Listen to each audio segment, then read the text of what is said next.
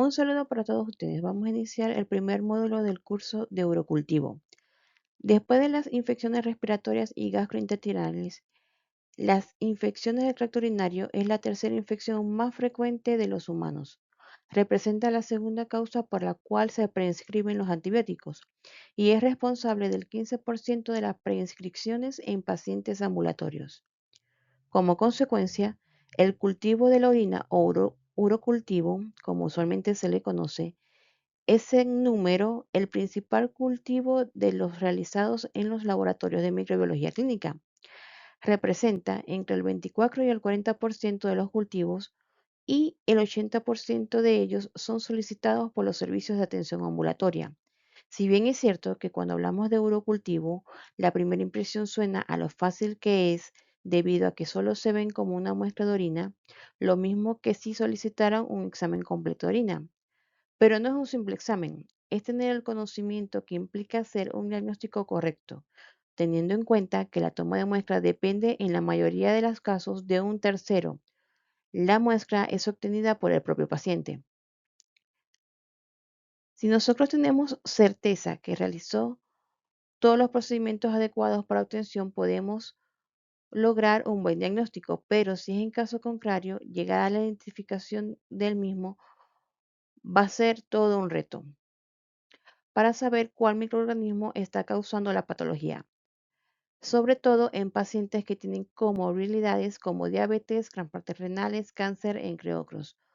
Muchas de las bacterias pueden pasar por la vía hematógena y causar una sepsis a los pacientes. Por eso es muy importante saber cuál es la patología de estas muestras de orina para definir el tratamiento adecuado para cada paciente, ya que cada paciente se trata por individual, aun teniendo en apariencia el mismo patógeno. Tenemos que saber en qué consiste realmente una infección del tracto urinario. Para eso primero hay que definirla. Según el Instituto Nacional del Cáncer, es la afección que se presenta cuando las bacterias entran y se multiplican en el aparato urinario, riñones, uréteres, vejigas y uretra. Según la CDC, las infecciones urinarias son infecciones comunes que ocurren cuando entran las bacterias a la uretra, generalmente de la piel o recto, e infectan las vías urinarias. Pueden afectar a distintas partes de las vías urinarias, pero la infección de vejiga cistitis es el tipo más común. La infección de los riñones, pielonefritis, es otro tipo de infección urinaria. Es menos común que la infección de la vejiga, pero más grave. Por lo que pueden notar, no es tan fácil definirla. Los términos deben ser específicos debido a que el objetivo de las investigaciones se basan en las definiciones utilizadas en las mismas. Por ejemplo, si nos basamos en el concepto utilizado por Empedium, una infección del tracto urinario es la presencia en las vías urinarias por encima del esfínteres de la vejiga urinaria de microorganismos que crecen en medios de cultivos utilizados de manera rutinaria en laboratorios microbiológicos. Cualquier bacteria que no pueda crecer en placa no se debería considerar como productora de infección urinaria, teniendo en cuenta que actualmente se utilizan técnicas de PCR que no se utilizan en medios de cultivo de rutina y aún así pueden identificar un sinfín de microorganismos. Por eso es contradictorio el concepto que utiliza, por ejemplo, Empedium para definir qué es una ITU. Y se preguntarán en qué influye a nivel práctico. Si una definición estandarizada, la decisión del médico a la hora de solicitar el urocultivo y guiarse por cómo según él considera una OITU puede influir en que no sean evaluados correctamente los pacientes, porque también influye en los signos y síntomas que el médico considere para valorar una ITU. Podemos encontrar que la definición de ITU no es algo estandarizado y para términos prácticos decimos que la ITU es la infección de vías urinarias en cualquier parte de sus tejidos provocado por la presencia de microorganismos patógenos. Las definiciones de ITU difieren ampliamente entre los estudios terapéuticos e intervencionistas recientes. En un estudio realizado en el 2023 por Bilsen y colaboradores, titulado Definiciones de infección del tracto urinario en la investigación actual, una revisión sistémica, Llegaron a la conclusión que falta un estándar de oro ampliamente aceptado y basado en consenso para el estudio de ITU, y que es muy necesario en el campo de la investigación de ITU. Dentro de los estudios existen mucha diversidad de conceptos. Para evitar ambigüedades, dicho estándar de referencia debería de alejarse del término ITU complicada y en su lugar categorizar las ITU según su afección sistémica, ya que se trata de entidades diferentes con tratamientos diferentes. En esta investigación se descubrió que pocos estudios cumplían con los criterios de síntomas, piuria y urocultivo mencionados en las directrices de la FDA y la EMA. Además, se identificó que los estudios se basaron con mayor frecuencia en definir la ITU en guías de práctica clínica. El uso de guías de práctica clínica en lugar de guías de investigación parece muy inapropiado, ya que las guías clínicas son menos estrictas que las guías de investigación y se basan en el tratamiento empírico. La relevancia de las infecciones bacterianas del tracto urinario viene determinada porque son infecciones de elevada prevalencia, pueden afectar a cualquier persona en cualquier rango de edad y género, tanto a nivel comunitario como hospitalario. Su diagnóstico es clínico, confirmable por tirar reactiva o urocultivo, lo que hace posible iniciar un tratamiento antibiótico inmediato de forma empírica, lo que implica que la elección del antibiótico adecuado en el escenario actual de resistencia bacteriana, unido a la falta de desarrollo y comercialización de nuevos antibióticos, hacen clave la correcta toma de decisiones basadas en el conocimiento que tenga el médico y el microbiólogo a la hora de solicitar y realizar un urocultivo. Sabemos en aproximación qué es una ITU. Ahora, ¿sabemos qué es un urocultivo? El urocultivo es el cultivo de orina para diagnosticar infección sintomática del tracto urinario o infección asintomática en pacientes con riesgo de infección. Está basada en la presencia de un número significativo de bacterias, generalmente es mayor a 100.000 unidades formadoras de colonias sobre ml. Estas condiciones es lo que me va a dar el diagnóstico definitivo de ITU, lo que actualmente se conoce como bacteriuria significativa. Este término, bacteriuria significativa, fue definido por Cass en los años 50 y se refiere a las llagas por técnica microbiológica en una orina correctamente recogida y correctamente conservada y basada en un número de bacterias que me van a indicar si estoy frente a una infección del tracto urinario o no. ¿Qué es lo que nos indicaba estos criterios de Cass? Que, por ejemplo, de acuerdo al recuento de microorganismos que yo voy a tener, me va a decir si estoy frente a una infección, a una inflamación o son bacterias de una microbiota pasante o una contaminación. Porque en el tracto urinario también tenemos una microbiota que está habitual allí y que ésta se puede detectar a través de un urocultivo. Y esto puede dar pie a un resultado erróneo si no sabemos valorar de acuerdo a los criterios para esta muestra. Por eso es muy importante tener en cuenta este tipo de cultivo es un cultivo cuantitativo y en base a criterios ya establecidos es que vamos a definir qué microorganismos están causando la ITU. Entonces, ¿qué nos indica el criterio de Cass? Nos indica que de manera general un cultivo puro con recuento menor de 1000 unidades formadoras de colonias sobre ml o menos se debería considerar una posible contaminación. Con un recuento entre 10.000 y posiblemente 99.999 unidades formadoras sobre ml, lo vamos a considerar una sospecha de infección o en todo caso se puede considerar una nueva muestra. O habría que ver si el paciente tiene alguna consideración. Puede que sea un recuento que no llegue a más de 100.000 unidades formadas de colonias sobre ml, pero de repente es un paciente trasplantado, o es un paciente oncológico, o es un varón adulto mayor, o es un niño menor de 5 años, con otras comorbilidades donde sí ameritaría continuar con el estudio, a pesar que el recuento no es muy alto, como lo vamos a ver más adelante. Estos criterios no son específicos y se amerita evaluar cada caso si es posible con el médico tratante. De igual manera, estos criterios estarán en constante investigación para cada vez tener un diagnóstico más certero. Entonces, ¿cuándo se considera una infección? Según la literatura, es cuando el reencuentro es mayor a 100.000 unidades formadoras de colonias sobre ml en la placa, se considera una bacteriuria significativa. Entonces, ¿qué es lo nuevo en los puntos de corte de la unidad de formadores de colonias sobre el Emil.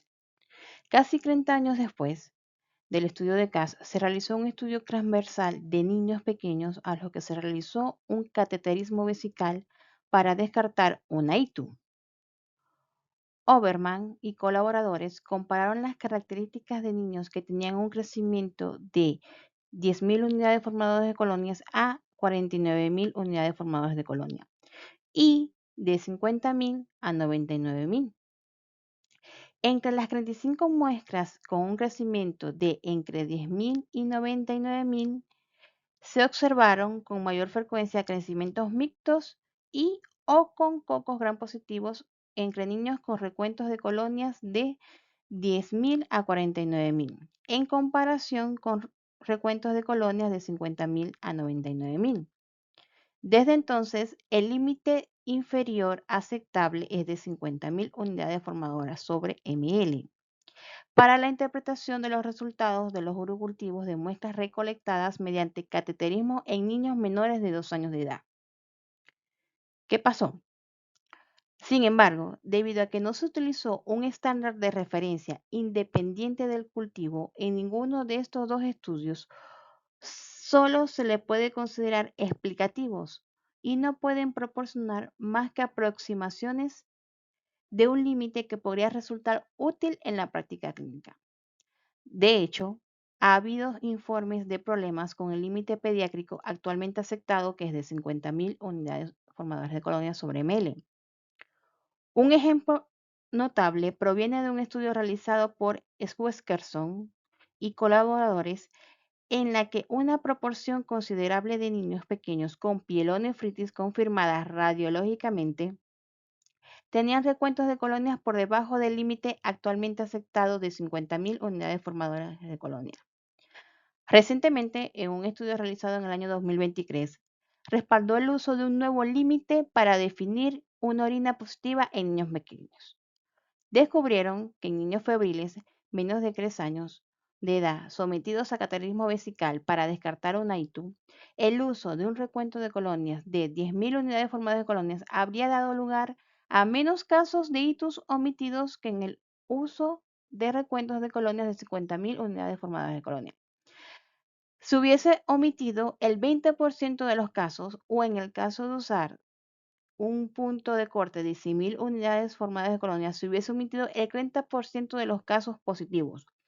Según el diseño del estudio, todos los niños con ITU omitida tenían marcadores urinarios elevados de inflamación y tenían fiebre. En consecuencia, los datos sugeridos para un límite de 10.000 unidades formadas de colonia diferencia mejor a los niños pequeños con o sin una infección genuina, o sea, con o sin presentar síntomas genuinos de una ITU, lo que evitaría un tratamiento empírico y se le daría un tratamiento estandarizado. La sensibilidad y especificidad del urocultivo es de un 98% y 99% respectivamente para un corte de 10.000 unidades formadoras de colonia, mientras que para un corte de 50.000 unidades la sensibilidad es de un 80% y la especificidad se mantiene, alejándose aún más la sensibilidad con un corte de 100.000 unidades formadoras de colonia sobre ml, conservando la especificidad en un 99%. Se utilizaron métodos de secuenciación de ARN y cultivo en placa para determinar el nuevo punto de corte. Entonces, para niños menores de 3 años, el nuevo límite de referencia establecido, según investigaciones actuales, es de 10.000 unidades formadas de colonia para niños con cateterismo vesical. A diferencia de lo que se pensaba hace unos años, la orina humana en condiciones normales no es estéril. Posee su propia microbiota o conjunto de microorganismos residentes, que pueden ser comensales, mutualistas o patógenos. Si bien la microbiota urinaria es menos abundante y diversa que en otras localizaciones de nuestro organismo, por ejemplo la microbiota intestinal o vaginal, también se le atribuye un efecto beneficioso protector frente a determinados patógenos, a través de constituir una barrera física y contribuir al desarrollo de la inmunidad. La orina, cuando es excretada a través de la uretra, puede contaminarse fácilmente con la microbiota normal, que existe en el perineo. Y esta microbiota puede ascender y causar la infección en la uretra, la próstata o la vejiga. Los agentes etiológicos de una infección del tracto urinario generalmente pertenecen a la propia microbiota intestinal del paciente que se produce por contaminación. En este primer módulo vamos a conocer ciertas definiciones para poder hacer un buen diagnóstico. Entonces, podemos decir que al mencionar una infección del tracto urinario hablamos de una invasión microbiana. Cuando hablamos de microbiana pueden ser no solamente bacterias, pueden ser levaduras, pueden ser parásitos, pueden ser virus, pero generalmente esta invasión está asociada a la presencia de bacterias. Esta invasión microbiana puede ocurrir en cualquier tejido que se extiende desde el orificio de la uretra, por donde entra por lo general. La mayoría de los microorganismos pueden invadir estos tejidos y causar determinadas infecciones. En este estudio, el Laboratorio de Microbiología realizó hace más de una década que se informó que no hubo crecimiento en placa en contagio mayor de 10 a la 3 unidades formadoras de colonia, utilizando protocolos de estándar de urocultivo. En el estudio se utilizó identificación por secuenciación de ARN, donde se identificaron más de 35 géneros diferentes y 85 especies diferentes. Los géneros aislados con mayor prevalencia fueron los lactobacilos, seguidos de Corynebacterium, Streptococcus. Otros géneros comunes aislados también incluyeron aerococos y Gardnerella. Existen estudios de muestras de orina que contienen comunidades de bacterias vivas que componen una microbiota urinaria femenina residente. En la población general, esta microbiota urinaria sufre cambios fisiológicos en función de la edad y género. Por ejemplo, predominan los lactobacillus en mujeres y Corynebacterium y Streptococcus en hombres. El uso de antibióticos de amplio espectro puede afectar negativamente a la microbiota urinaria, disminuyendo la microbiota beneficiosa y favoreciendo una selección de microbiota patógena, que podría ocasionar síntomas de infección del tracto urinario. La orina puede sufrir alteraciones transitorias en la microbiota debido a cambios fisiológicos, por eso es muy importante saber determinar qué microorganismos están asociados a una infección del tracto urinario.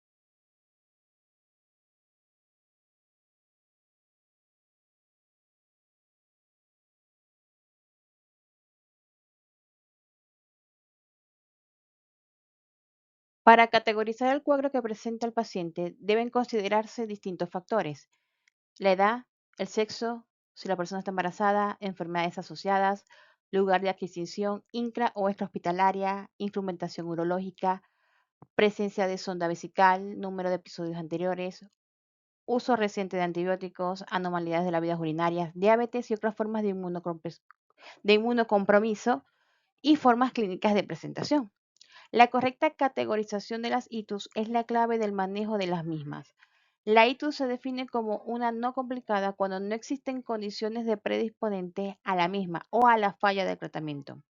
La diferenciación entre episodios de ITUS complicada y no complicada tienen importantes implicancias en la evaluación inicial del paciente, en el tratamiento y su duración, y la evaluación de la vía urinaria post-tratamiento. Sin embargo, a veces no es sencillo realizar esta distinción. Las guías europeas sobre infecciones urológicas clasifican a los factores de riesgo de las ITUS en 6 categorías con el acrónimo ORENUC, donde O son los factores de riesgo conocidos, como por ejemplo las mujeres premenopáusicas o lo que ya mencioné anteriormente. R son los factores de ITUS recurrente, que más bien se dan como por la actividad sexual continua, los dispositivos anticonceptivos, los espermicidas, personas diabéticas. Que son los factores de riesgo extraurogenitales, que conllevan riesgos de peor evolución. La gestación, la diabetes mellitus mal curada, los neonatos. N, que son los factores nefrológicos con mayor riesgo de peor evolución. Por ejemplo, la insuficiencia renal. U, son los factores urológicos corregibles pero con mayor riesgo de peor evolución. La bacteria sintomática combinada con otro factor, ejemplo en el embarazo, la obstrucción ureteral por litiasis y otras causas, el uso de catéteres urinarios transitorios. Y C son los factores de riesgo urológico no corregibles.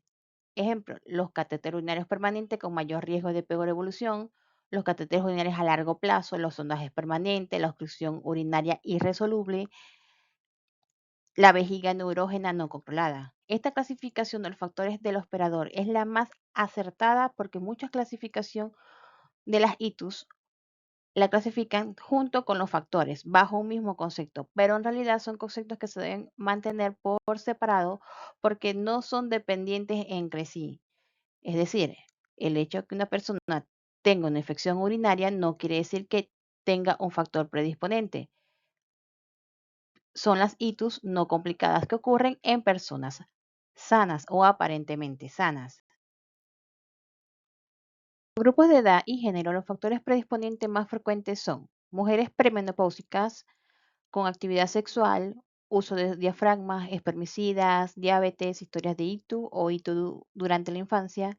Están las mujeres posmenopáusicas y ancianas por deficiencia de estrogénica, historia de ictus antes de la menopausia, estado funcional o mental alterado, incontinencia urinaria.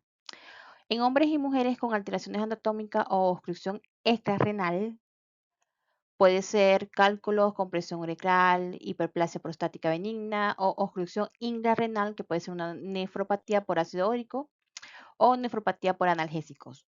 Vamos a definir cada una de ellas y los factores asociados junto con la sintomatología y etiología de las infecciones urinarias en la clasificación de las ITUS.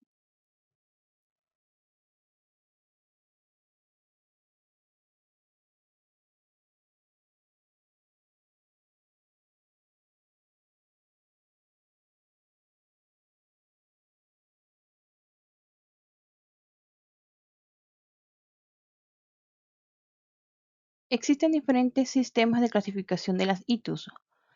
Las guías de las ITUS actuales utilizan a menudo los conceptos de ITU complicada e ITU no complicada con una serie de consideraciones. Clasifican a las ITUS no complicadas, que son aquellas en las que ocurre en personas aparentemente sanas, en cistitis, pielonefritis y ITUS recurrente. Y a su vez se clasifican también en ITUS complicadas, que son las personas que tienen antecedentes patológicos de algún tipo.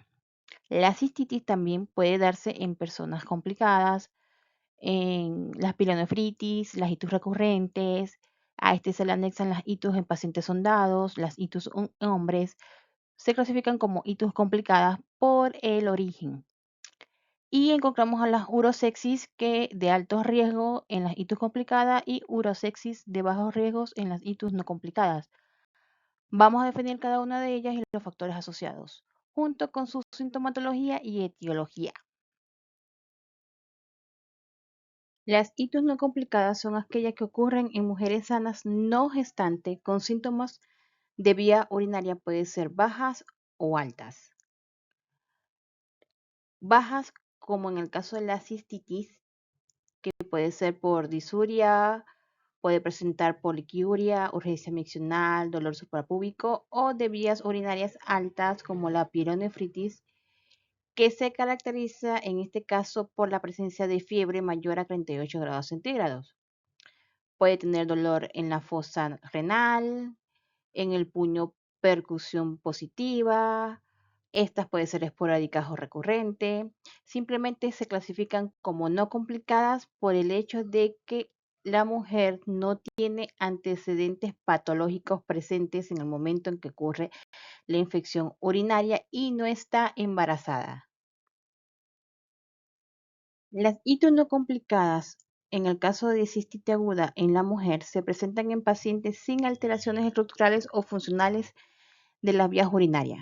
La disuria o la poliquiuria sin fiebre en mujeres sexualmente activas es la forma más frecuente. El examen clínico habitualmente no arroja datos positivos.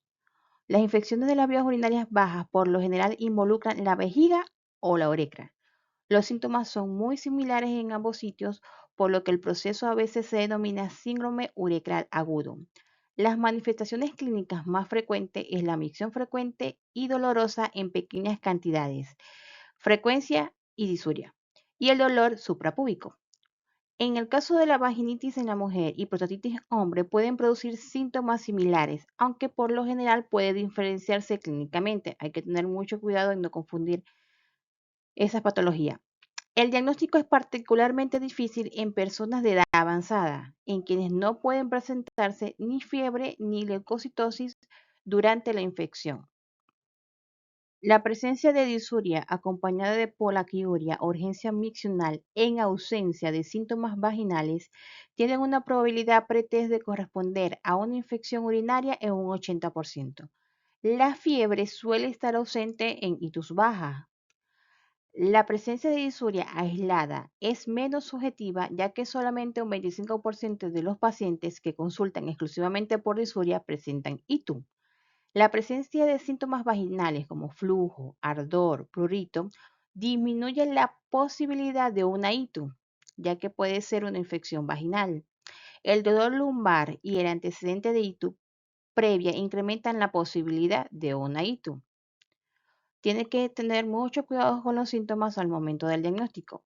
Otros síntomas subjetivos son la incontinencia urinaria del recién instalación y el dolor suprapúbico. Los síntomas suelen presentarse en forma brusca, o sea, en menos de 3 días. La instalación progresiva de los mismos o la presencia de síntomas intermitentes incrementan la posibilidad de otras etiologías. A pesar de que la predicción clínica de ITU es alta, algunos estudios han demostrado que la asociación entre bacteriuria significativa y síntomas urinarios es baja, y por esta razón, algunos investigadores recomiendan siempre realizar urocultivo para confirmar el diagnóstico de ITU.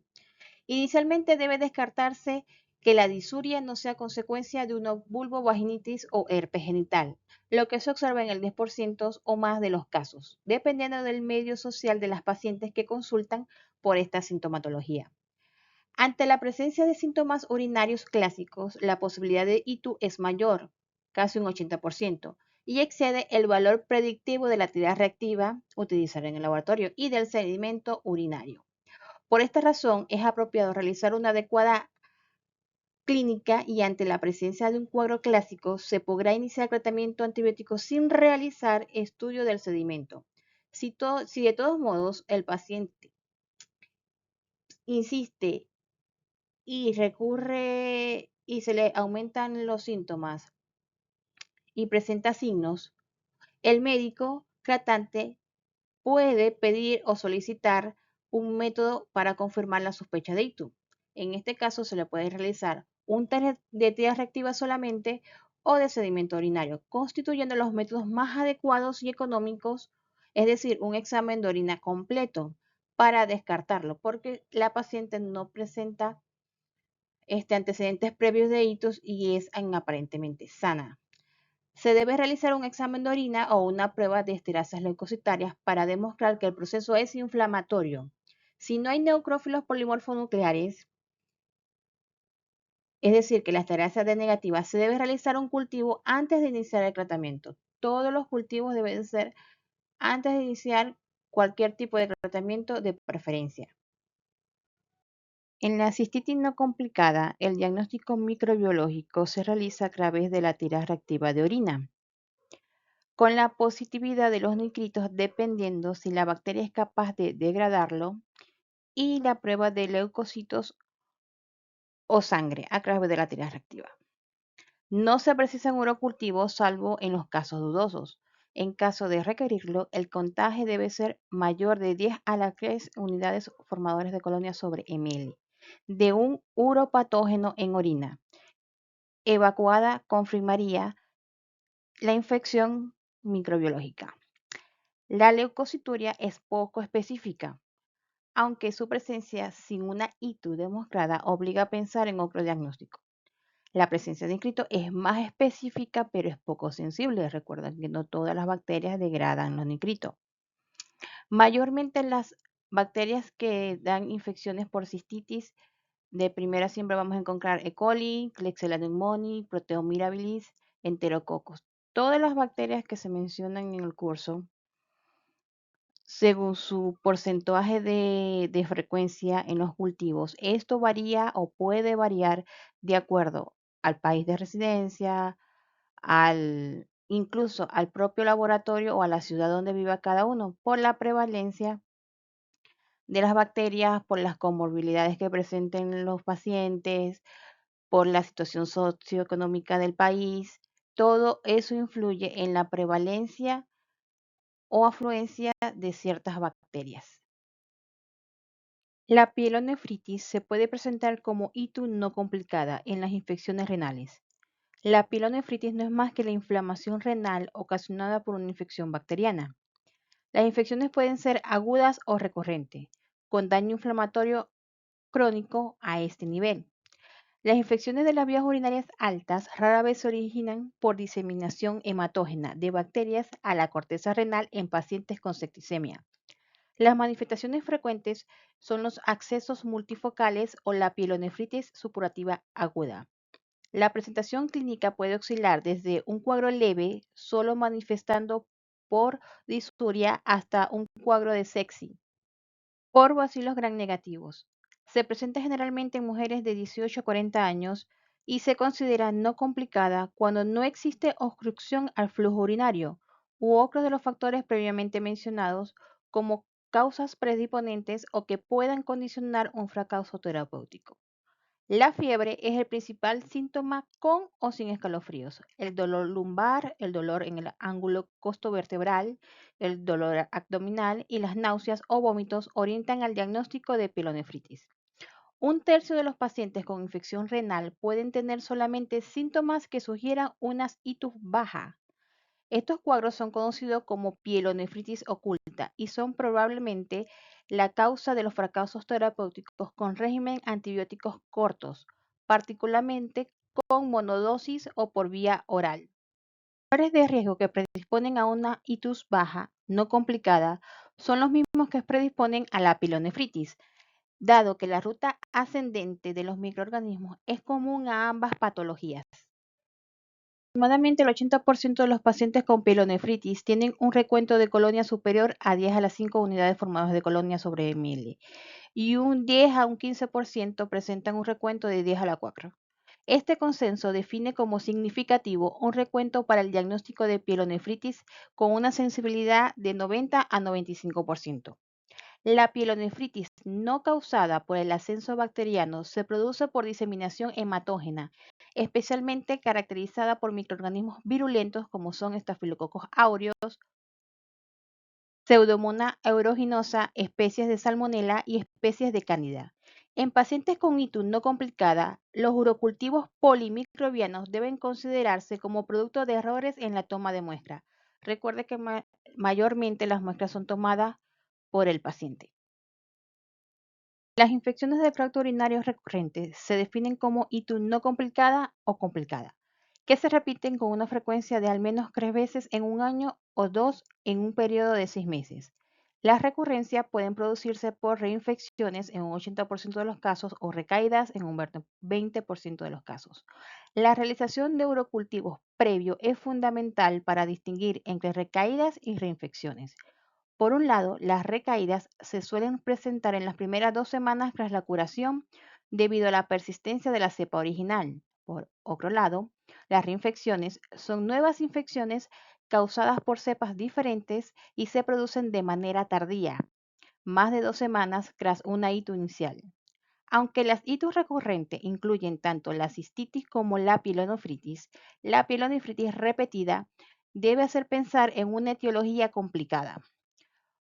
Recuerden, no son itus recurrentes aquellas a las que las bacterias no son erradicadas tras 7 a 14 días de tratamiento controlado. En estos casos se trataría de una itus persistente. El diagnóstico de itus recurrente debe confirmarse mediante la realización de un urocultivo.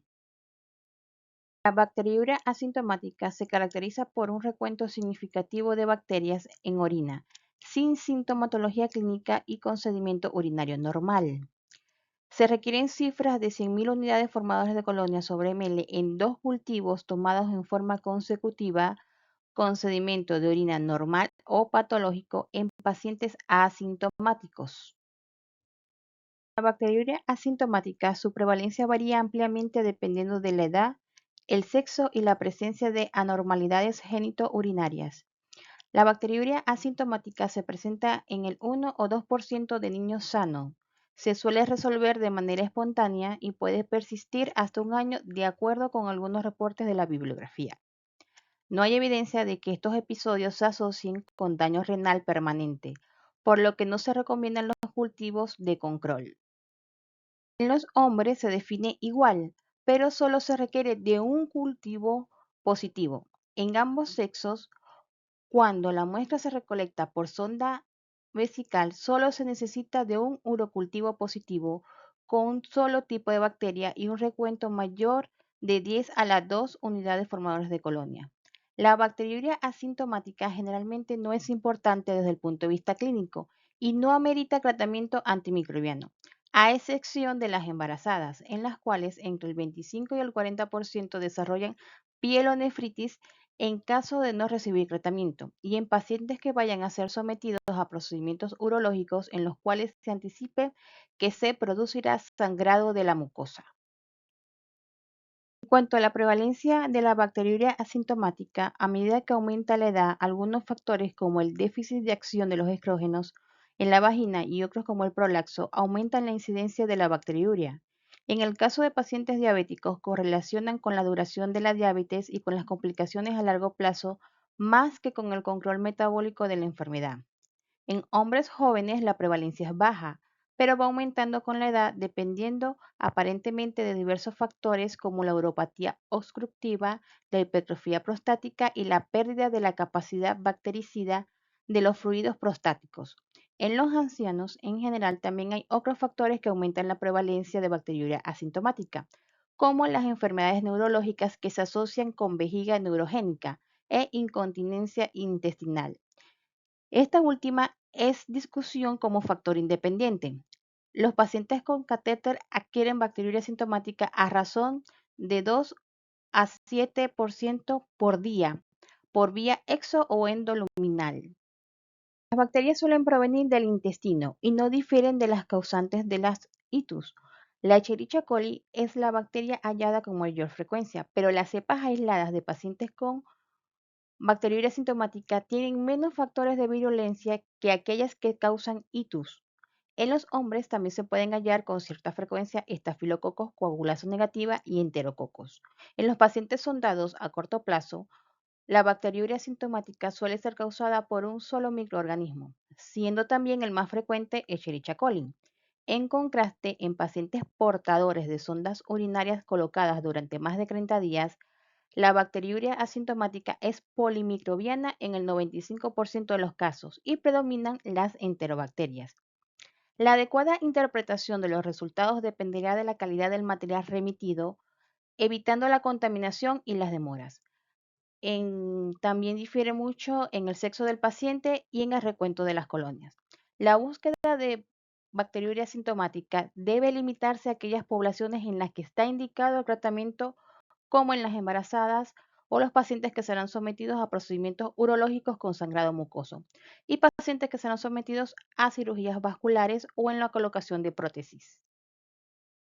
Las infecciones urinarias complicadas son las infecciones que se presentan en el riñón que ocurre en una persona con anormalidades funcionales o estructurales del tracto genitourinario o en un hospedadero inmunocomprometido. Las infecciones del tracto urinario que ocurren por intervención de un catéter o sonda vesical también se consideran como complicadas.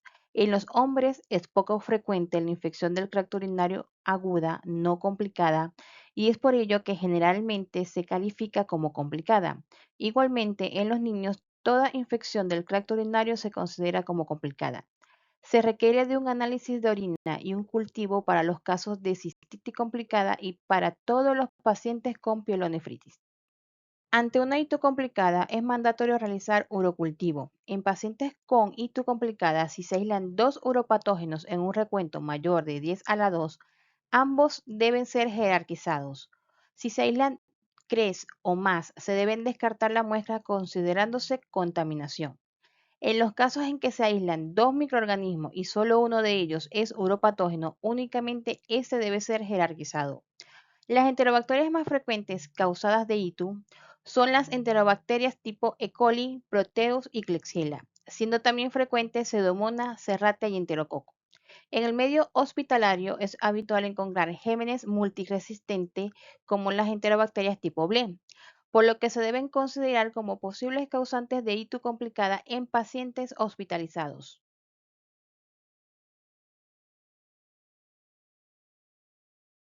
La ITU en el embarazo es la segunda patología más común del embarazo después de la anemia.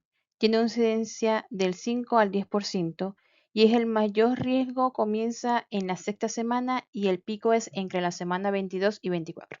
Las bacterias no tratadas se asocian con mayor mortalidad fetal, prematurez y baja peso.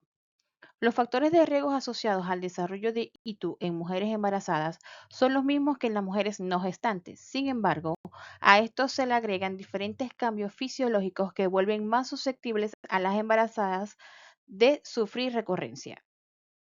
Los cambios fisiológicos del embarazo favorecen el desarrollo de ITUs debido a modificaciones hormonales.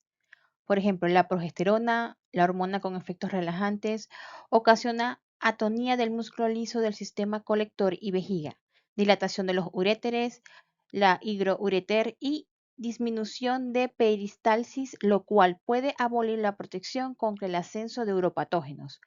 La expansión del útero ocasiona efecto de masa sobre la uretra, impidiendo el paso de la orina. Esto favorece la éstasis urinaria y predisposición de la colonización del tracto urinario bajo. De igual manera, la presión aumenta en la vejiga y los uréteres propicia el riesgo de progresión a pielonefritis. Los cambios fisioquímicos en la orina durante el embarazo se asocian con la glucosuria por la incapacidad de aumentar la reabsorción de glucosa paralelamente al aumento de la filtración glomerular fisiológica, siendo este un ambiente propicio para la multiplicación de patógenos, especialmente en caso de la intolerancia a hidratos de carbono. El microorganismo más frecuentemente aislado es E. coli, seguido por el grupo de Klebsiella, Enterobacter y Proteus mirabilis.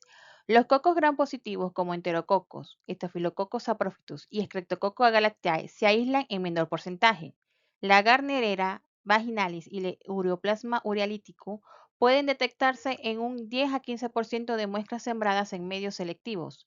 Aunque su rol como patógenos no se ha demostrado claramente, a pesar de que algunos autores no han encontrado evidencia en que la colonización del tracto genital inferior por ureoplasma urealítico y bajo peso al nacimiento, las mujeres colonizadas presentan mayor incidencia de nacimiento pretérmino. El estudio de las placentas del bajo peso al nacimiento y en la incidencia de nacimiento pretérmino presentaron mayor incidencia de uroplasma urealítico. Actualmente resulta controvertido el beneficio del tratamiento con macrólidos en el último trimestre del embarazo en las pacientes colonizadas con ureoplasma urealítico sobre los estudios neonatales. La ITU es la complicación médica más frecuente en el embarazo. Clínicamente puede presentarse como cistitis, pielonefritis o bacteriuria asintomática. El diagnóstico de bacteriuria asintomática en embarazadas, según el Colegio Americano de Ginecología y Obstetricia, se define como el hallazgo de 100.000 unidades formadoras de colonia o más en dos muestras de cultivo de orina en ausencia de síntomas urinarios. Se debe realizar tamizaje en todas las pacientes embarazadas entre la semana 12 y 16 de gestación. En caso de resultado negativo del primer trimestre y ausencia de factores de riesgo, es posible concluir la investigación. Ante la presencia de factores de riesgo, se debe continuar seguimiento con urocultivos entre la semana 18 y 20 y nuevamente entre la semana 32 y 34 de gestación. Se recomienda el uso de técnica estéril para obtener la muestra de orina. El primer paso es realizar un aseo del área genital y tomar la muestra de chorro medio. Si utilizando esta técnica se obtiene un cultivo positivo con mayor de 100.000 unidades formadas de colonia de un mismo patógeno en dos muestras consecutivas dentro de 2 semanas, se hace el diagnóstico de bacteriuria asintomática. Esto tiene un valor pronóstico de probabilidad de un 95%. Debido a la baja sensibilidad de la tira reactiva, esta no se debe utilizar para efectuar el diagnóstico. Para disminuir riesgos durante el embarazo, se recomienda indicar un urocultivo para descartar bacteriuria asintomática. Esto toma mayor fuerza en pacientes con antecedentes previos de dicha patología. Entre un 2 y un 7% de las gestantes, dependiendo del estatus socioeconómico, presentan bacteriuria asintomática en el primer trimestre y la prevalencia aumenta con la edad y la paridad. Sin embargo, el embarazo por sí mismo no parece incrementar la frecuencia de bacteriuria. Aproximadamente el 30% de las gestantes con bacteriuria asintomática desarrollan pielonefritis si no se realiza tratamiento antibiótico, lo que justifica la detención sistemática de bacteriuria asintomáticas en embarazadas. La mayoría de los casos de pielonefritis se presentan en el tercer trimestre y el principal factor predisponente es la bacteriuria asintomática. Así, la incidencia de pielonefritis aguda está en relación directa con la bacteriuria asintomática. Solo un 2% de las gestantes que desarrollan pielonefritis no tienen antecedentes de bacteriuria asintomática. Si la bacteriuria asintomática no se detecta a tiempo, puede desarrollar insuficiencia renal o shock séptico, puede tener un parto prematuro, el recién nacido puede haber nacido con bajo peso o existir mortalidad fetal. La mortalidad fetal es más alta cuando tiene una infección en el último trimestre. Pues sí, se logra mediante la sospecha clínica ante la presencia de disuria, frecuencia y urgencia urinaria y malestar suprapúbico, en ausencia de síntomas sistémicos, como es la presencia de la fiebre. Es común encontrar hematuria macroscópica y piuria en el examen de orina. Sin embargo, el estándar de oro para el diagnóstico es el urocultivo, con presencia de mayor de 100.000 unidades formadas de colonia, recolectado de orina de chorro medio. En un estudio se consideró que para establecer el diagnóstico debe ser positivo el cultivo en dos muestras consecutivas, a menos que se haya tomado a través de sonda vesical. En otro estudio se estableció que con un único cultivo positivo, con más de 100 unidades formadas de colonias, en combinación con síntomas de disuria y frecuencia urinaria en pacientes embarazadas, se establece el diagnóstico especialmente si la muestra fue tomada a través de la sonda vesical con técnica estéril. El diagnóstico microbiológico se realiza mediante urocultivo demostrando la presencia de bacteriuria significativa. Eso quiere decir que debe tener síntomas la paciente. Cualquier número de bacterias en orina, incluso recuentos de 100 a 1000 unidades formadas de colonia, pueden ser indicativos de UTU siempre que exista sintomatología específica y leucocituria. Aunque no existe suficiente evidencia, en general no se recomienda realizar urocultivo de control para verificar la curación microbiológica cuando los síntomas desaparecen con el tratamiento antibiótico. La presencia de leucocitos en orina con urocultivo negativo en la mayoría de los casos se debe a una contaminación de la muestra con flujo vaginal. En otras ocasiones puede ser debido a una ITS y ante la sospecha se debe solicitar la detención en orina de Clamidia trachomanis, Neisseria gonorrhea. También en pacientes con leucocituria y urocultivos repetidamente negativos se debe investigar la presencia de Mycobacterium tuberculosis. El caso de diagnóstico de pielonefritis, al igual que la cistitis, se basa en la clínica. Fiebre mayor a 38 grados centígrados, escalofríos, dolor lumbar, náuseas, vómito con o sin síntomas típicos de la cistitis. En pacientes que cumplen con esta clínica se solicita examen general de orina, ya que la presencia de piuria confirmaría el diagnóstico, así como urocultivos con antibiograma. La localización más frecuente, hasta el 50% de los casos, es que la infección ocurre en el riñón derecho. El diagnóstico se establece por cultivo de orina, donde suelen encontrarse recuentos elevados de bacterias, mayor a 100.000 unidades formadas de colonia, y leucocituria. La ausencia de leucocituria, salvo en obstrucción completas o inmunodepresión, excluyen el diagnóstico de pielonefritis. El 10 al 15% de la pielonefritis cursan con bacteriemia, por lo que es recomendable realizar siempre un urocultivo. Actualmente se maneja el consenso de que para una infección urinaria en pacientes embarazadas, el cultivo debe poseer un número de colonias mayor a 1000 en pacientes con síntomas de un único germen aislado. Para el diagnóstico de bacteriuria asintomática, el cultivo debe ser mayor a 100.000 unidades formadoras de colonia del mismo germen en 2 urocultivos consecutivos. El manejo de bacteriuria por Streptococcus agalactiae en gestante ha sido clarificado recientemente en un documento del Colegio Americano de Obstetricia y Ginecología. En este documento se señala que cualquier recuento de Streptococcus agalactiae en urocultivo debe ser informado. Todas las gestantes con bacteriuria por Streptococcus agalactiae, independientemente del número de unidades formadoras de colonia encontrados en urocultivo, deben recibir profilaxis intraparto como medida de prevención de infección neonatal. Sin embargo, no se recomienda tratamiento antibiótico durante el embarazo si la bacteriuria es inferior a 100.000 unidades formadoras de colonia.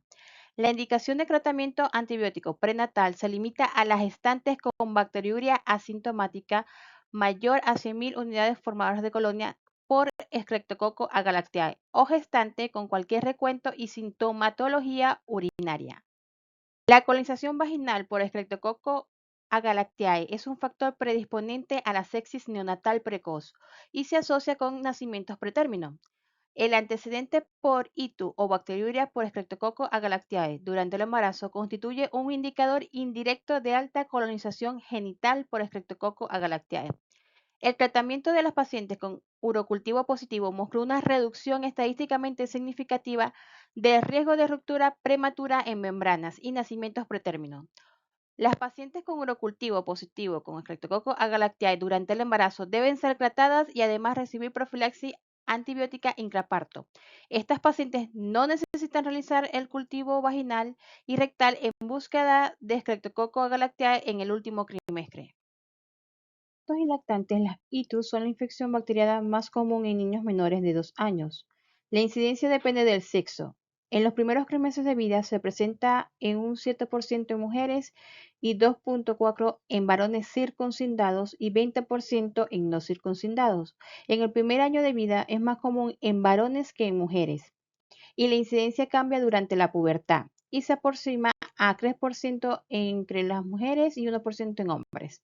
Esta proporción permanece constante hasta la edad adulta. En neonatos y lactantes, el signo guía para sospechar de una infección del tracto urinario es la fiebre. En niños continentes que pueden retener la orina, los síntomas urinarios clásicos cobran mayor importancia. El diagnóstico requiere siempre de recogida de urocultivo previo al inicio del tratamiento antibiótico. En niños continentes, la muestra de orina para urocultivo se debe recoger por micción espontánea. En niños no continentes, mediante sonda vesical, pudiendo optar por punción suprapúbica en neonatos y lactantes pequeños. No se debe enviar para urocultivo una muestra recogida mediante bolsa recolectoria. En pediatría no se debe usar más para la obtención de muestras de urocultivo, es un criterio de rechazo de muestra el uso de bolsa colectora. Este punto se va a profundizar más en el siguiente módulo. Un niño con bacterias en la orina, pero sin síntomas, no tiene una ITU. Puede tener una bacteriuria asintomática que habitualmente no requiere de ningún tratamiento. Para tener un diagnóstico de ITU, el niño debe tener síntomas y además las bacterias en la orina confirmada con un urocultivo obtenido correctamente. Si una ITU está asociada con la fiebre alta, habitualmente sugiere una infección en uno o ambos riñones. La clínica es más específica cuán menor es la edad del niño. El signo más común es la fiebre. La presencia de fiebre alta mayor a 39 grados centígrados con diagnóstico clínico de ITU podría ser un indicador práctico de pielonefritis, según la Academia Americana de Pediatría. Otros síntomas dependientes de la edad son, en niños menores de 2 años, es el rechazo del alimento, el llanto durante la micción, irritabilidad, vómitos o estancamiento ponderal. En neonatos, ictericia prolongada o sepsis y en prematuros, bradicardia y pausas de apnea. En niños mayores de 2 años, la clínica puede ser más orientativa. En casos de ictus alta, presentar fiebre, dolor en fosa renal, malestar general y escalofríos.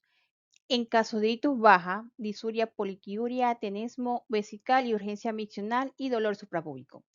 Debemos hacer especial hincapié en descartar ictus en niños de raza blanca, menores de 12 meses con fiebre mayor a 39 grados centígrados de más de 24 a 48 horas de evolución, sobre todo en ausencia de otro foco que justifique la fiebre.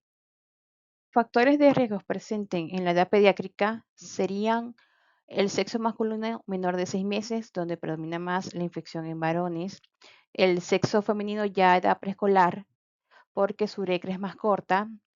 Los niños que no son circuncidados tienen una prevalencia más del 20% de adquirir infecciones urinarias, las alteraciones anatómicas o funcionales del tracto urinario, los antecedentes por ictus, uropatías obstructivas, los estados de inmunosupresión, casi todos los pacientes tienen infección del tracto urinario.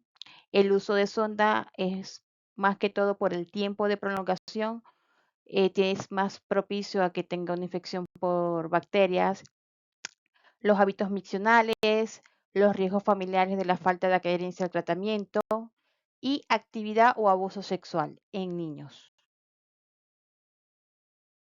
Para el diagnóstico microbiológico en urocultivos pediátricos positivos, si la muestra tomada por punción suprapúbica, cualquier reencuentro de unidades formadas de colonia es positivo y se debe reportar. Si la toma es por cateterismo vesical, de preferencia el crecimiento de colonias debe ser mayor a 10.000 unidades formadas de colonia. Si es por misión espontánea, un recuento significativo sería a partir de 100.000 unidades formadas de colonia. En pacientes de 2 meses a 2 años con fiebre más leucocituria, se puede considerar una ITU, aún con recuentos mayores a 50.000 unidades formadas de colonia. Es muy raro la presencia de ITU sin leucocituria, o sea, sin la presencia de piuria, siempre y cuando tienen que estar revisando la clínica del paciente. Los recuentos de colonia mayor a 10.000 unidades formadoras podría ser apropiada y altamente sensible, al menos en pacientes con bacteriemia con el mismo tipo de microorganismos reportado con anterioridad. En el caso de pacientes con sonda vesical, se deben distinguir dos situaciones al considerar los gérmenes implicados en las ITUS asociadas. Hay pacientes con sondas vesicales de corta duración y aquellos de larga duración, que son más de 30 días con el catéter. Los sondajes vesicales de corta duración se efectúan en pacientes internados en centros, en los que la colocación de la sonda se relaciona con la realización de procedimientos quirúrgicos, control de diuresis y retención urinaria aguda. Tienen una prevalencia de bacteria del 15% y una duración del sondaje con una media de 2 días y una mediana de 4 días. Los gérmenes más frecuentes aislados son Escherichia coli, Klebsiella pneumoniae, Proteus mirabilis, Pseudomonas aeruginosa, Staphylococcus epidermidis, Enterococos y Candida. Un punto para tener en cuenta es que como el riñón recibe entre el 20 y el 25% del volumen minuto cardíaco, ciertos organismos que están en el torrente sanguíneo pueden ser filtrados y hallados en la orina, en particular Staphylococcus aureus y Candida sp, sin ser responsables de la ITU. En estos casos puede tratarse de una bacteriuria de salida y debe descartarse una infección sistemática como foco de origen. Una probable excepción la constituyen pacientes con instrumentación urológica previa o con múltiples esquemas antibióticos previos. Los vesicales de larga duración se llevan a cabo en pacientes con enfermedades crónicas o neurológicas que se atienden en centros de cuidados crónicos y las indicaciones más frecuentes son por incontinencia y la obstrucción urinaria. La prevalencia de bacteriuria es del 90 al 100% y la duración del sondaje varía entre meses y años. Las bacterias más frecuentemente aisladas son similares a las de corto plazo, pero se suman y se incrementan la frecuencia, entre otros patógenos como Providencia stuarti, Morganella morgani, Enterococcus y Candida. Las infecciones polimicrobianas son muy frecuentes en estos pacientes. El análisis multivariado ha identificado factores de riesgo para bacteriuria en pacientes sondados. En el estudio realizado por Plaque y colaboradores sobre 1.474 caracterizaciones, se hallaron 9 factores de riesgos independientes para bacteriuria, como son la duración de la caterización, la ausencia de uso de bolsa colectora, la colonización de la bolsa colectora, diabetes mellitus, la ausencia del uso de antibióticos, ser del sexo femenino, indicaciones para la colocación de sondas fuera del acto quirúrgico o la medición del flujo urinario, la elevación de la creatinina plasmática y errores en el cuidado del catéter. Es preciso prestar atención al punto donde mencioné la ausencia del uso de antibióticos, ya que se ha demostrado que es un factor de riesgo independiente para la aparición de bacteriuria en los pacientes sondados. De ningún modo implica que deben prescribirse estas drogas de forma preventiva. De hecho, en aquellos pacientes que son sondados de corta duración, no se ha demostrado ser la antibioticoterapia una intervención costo efectiva. Y en los casos de sondaje permanente, no solamente la profilaxis antibiótica es inefectiva, sino que simplemente acarrea gérmenes multiresistentes. Diagnóstico microbiológico en pacientes sondados se debe solicitar urocultivo a los pacientes solo antes de las siguientes situaciones. 1. Con presencia y o signos de infección urinaria o previo a la instrumentación de las vías urinarias. Control de los pacientes con trasplante renal reciente. Bajo otros factores. Presencia de síntomas previo a una instrumentación de las vías urinarias o como control en pacientes trasplantados. Considera bacteriuria significativa en un recuento de colonias mayor a 1.000 unidades formadas de colonia de un patógeno previamente en muestras tomadas luego del recambio de la sonda. La presencia o ausencia o el grado de piuria no deben ser utilizados para diferenciar una ITU de la bacteria asociada a catéter de una bacteria asintomática. La piuria que acompaña a bacteria asintomática no debe interpretarse como una indicación para el tratamiento antimicrobiano. La presencia o ausencia de orina olorosa o turbia no debe usarse para diferenciar bacteria asintomática de una ITU o para indicación de terapia antimicrobiana. La interpretación aisladamente de levadura en muestras de orina es controvertida, ya que debe diferenciarse si se trata de una infección, colonización o contaminación. En los casos de que su hallazgo no esté acompañado de síntomas de infección, se interpretará como una contaminación o colonización y no debe determinar tratamiento. La recolección de la muestra para urocultivo en pacientes con sonda vesical de larga duración debe realizarse a través de una sonda previo recambio de esta. En pacientes con sonda vesical de corta permanencia dentro de las 48 horas previas, puede tomarse la muestra mediante la punción proximal del catéter. Para aquellos casos con indicación de cateterismo intermitente, la toma de muestra para urocultivo debe efectuarse con catéter estéril. El volumen de orina a recolectar en todos los casos debe ser entre 5 y 10 mililitros. No deben obtenerse muestras de orina de la bolsa recolectora ni de la punta del catéter. En el próximo módulo vamos a nombrar este punto con más profundidad sobre la recolección de la muestra de orina en los diferentes aspectos, tanto en pacientes con sonda vesical como en niños, los diferentes tomas o detección de la orina se va a ver con más detalle en el próximo módulo. Vemos la diferencia entre una bacteria asintomática en pacientes con sonda vesical y una ITU significativa en pacientes con sonda vesical. Una de las diferencias más predominantes al momento de tener un urocultivo positivo y qué es lo que ustedes van a tomar en cuenta es que en la bacteria asintomática el recuento de colonias debe ser mayor de 10 a la 5 y en una ITU significativa el recuento de colonias debe ser mayor de 10 a la 3. En la bacteria asintomática, como ya hemos nombrado en varias ocasiones, no hay signos ni síntomas de ITU, a diferencia de una ITU verdadera que sí presenta signos y síntomas. En la bacteria sintomática, el paciente no debería de recibir tratamiento, salvo que sean pacientes embarazadas o trasplante renal o previo procedimiento urológico que conllevan a riesgo de sangrado, que son los factores que se determinaron en los estudios anteriormente nombrados. En la bacteriuria con síntomas, o sea, una ITU verdadera, el paciente sí debe recibir tratamiento antibiótico. En las ITUs en hombre, los hombres jóvenes no son frecuentes las ITUs y siempre se consideran complicadas. Son infecciones cuya incidencia es poco significativa hasta alrededor de los años 50.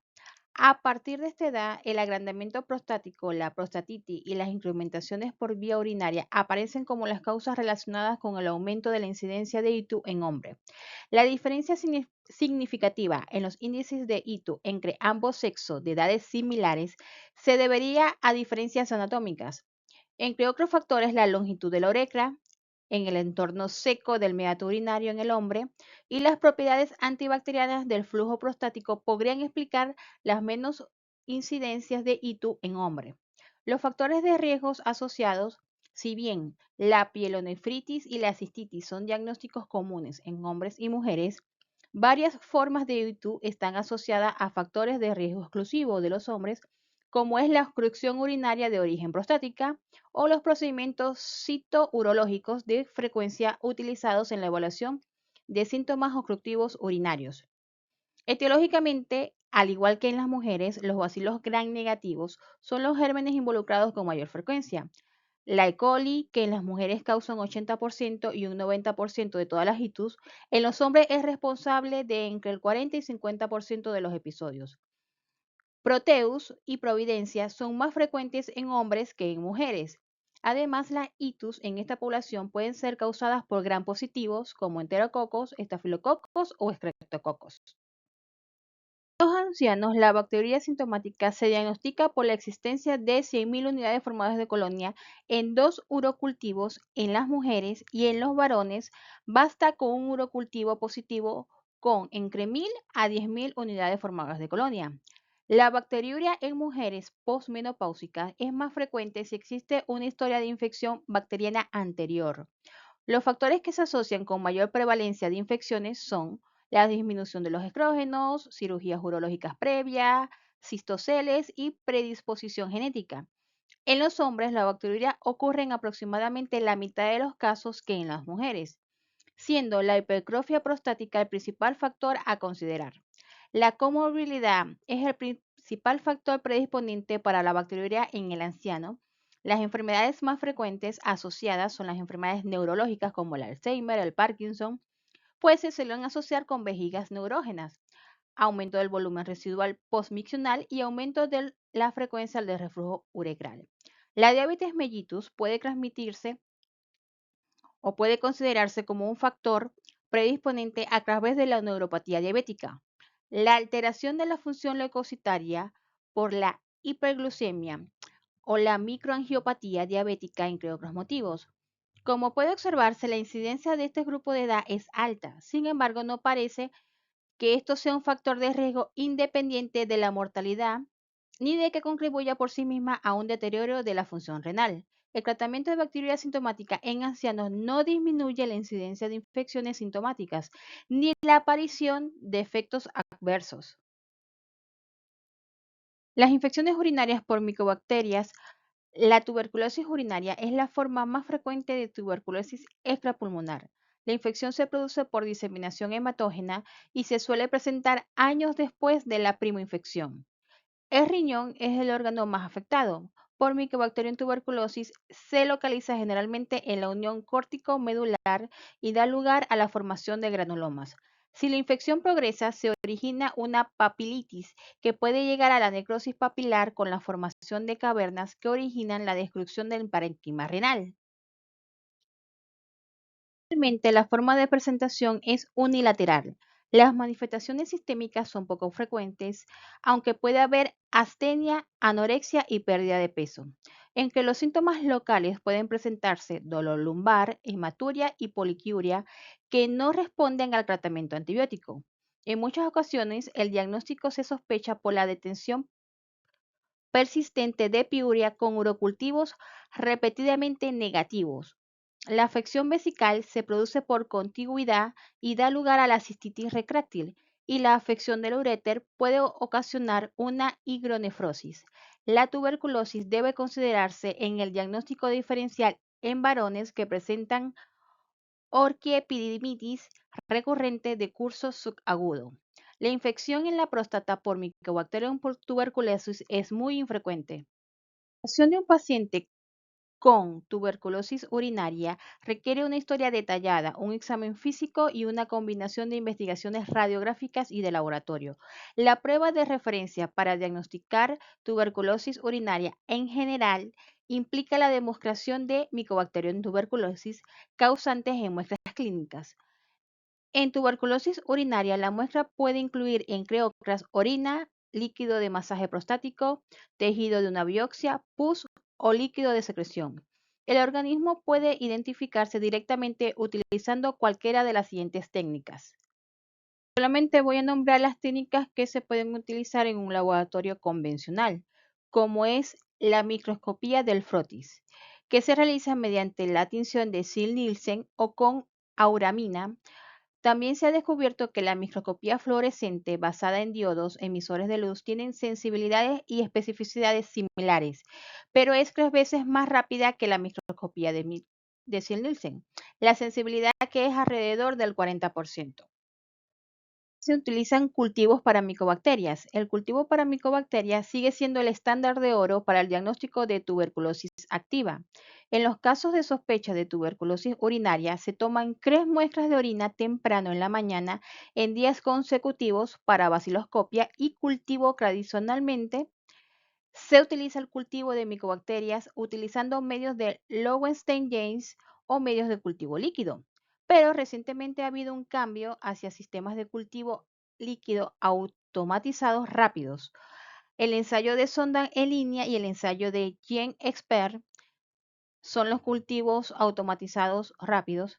Está el sistema de cultivo líquido NG, es la prueba de confirmación referencial actual según la OMS. Los que tengan disponibilidad de usar este tipo de tecnología, felicidades. De resto, la utilización igual de los medios de cultivo de Lowenstein-James sigue siendo útil para el diagnóstico de Mycobacterium tuberculosis en muestras de orina, en 3 muestras de orina recogidas temprano en la mañana de forma consecutiva. Si hablamos específicamente de Mycobacterium tuberculosis, este género es el mayormente aislado en urocultivos en comparación con los otros géneros de Mycobacterium. Como pueden observar en la gráfica, es uno de los mayormente aislados junto con Mycobacterium avium, que es intracelular. Para finalizar, una de las últimas actualizaciones que salieron este año es la clasificación de las ITUS. Hasta el año pasado, la última clasificación que se utilizaba era ITUS complicadas, no complicadas, y dentro de estas, la cistitis podría ser complicada o no complicada de acuerdo a si el paciente tenía antecedentes o no de factores de riesgo. Igual ocurría con la pielonefritis, igual con las ITUS recurrentes. Antes de esa última actualización, las clasificaciones de las ITUS las podrían basarse por aguda, grave, por el síndrome clínico que tenía el paciente, por la ubicación de la infección. Si eran ITUS altas, se referían a las vías urinarias. En pielonefritis más que todo, si eran ITUS baja, si era cistitis o uretritis. Y era muy complejo clasificarlas porque la querían clasificar por cada síntoma, por cada ubicación, por cada factor de riesgo, si era hombre, si era mujer, si era un niño y si de los niños, de acuerdo a la edad, si era recurrente. Entonces, una ITU puede ser por recaída o una ITU puede ser por reinfección. Y la clasificación estaba demasiado englosada para manejar un solo término. Este año salió una nueva investigación donde clasifican a las itus, ya no es por complicada o no complicada, ya no es aguda o es crónica, ya no es por la sintomatología o ubicación de los pacientes. El estudio de cultivo de orina en el laboratorio es complejo, como ya se pudieron dar, apenas llevamos un módulo y hemos tocado muchos puntos de referencia y todavía nos faltan 3 módulos por tocar, que aunque parezca complejo, no lo es tanto. Esto ocurre en parte porque los criterios para valorar estos cultivos no están del todo estandarizados como quisiéramos. El recuento de colonias considerado significativo, el número de morfotipos a estudiar, el desconocimiento clínico del paciente y también porque los criterios clínicos para el diagnóstico de ITU son confusos y muchas veces mal aplicados en la clínica por los prestadores de salud. La definición de bacteria asintomática, la definición de hitos complicada, la definición de hitos no complicada, la colonización, qué es en verdad una contaminación. Y recientemente se publicó un estándar de referencia con criterios Delphi en la revista Lancet, donde un grupo de expertos definen nuevos criterios para el diagnóstico de ictus, criterios que deben ser utilizados por el personal médico y profesional del laboratorio. Algunos puntos importantes del documento son las nuevas definiciones de ITU. Se recomienda evitar la definición de ITU que clasifica entre no complicada y complicada. En su lugar, ITU con o sin apariencia sistémica. Principalmente la definen con fiebre mayor a 38 grados centígrados y bacteriemia con el mismo patógeno tanto en sangre y en orina. Por eso que en una de las diapositivas les mencioné que debería ir acompañada de un hemocultivo de acuerdo a los síntomas que presentaba. En cuanto a los signos y síntomas, los síntomas claves indicativos para esta nueva actualización son la disuria, la urgencia miccional y la frecuencia urinaria. Son signos característicos de ITU. En la parte del laboratorio, lo que es piuria y nitritos, se quitan el examen de estereasas leucocitarias y nitritos como parámetros de referencia. Además, se establece que para una leucocituria significativa para ITU debe haber más de 50 leucocitos por campo. Ya no es solamente si marca positivo la tira reactiva.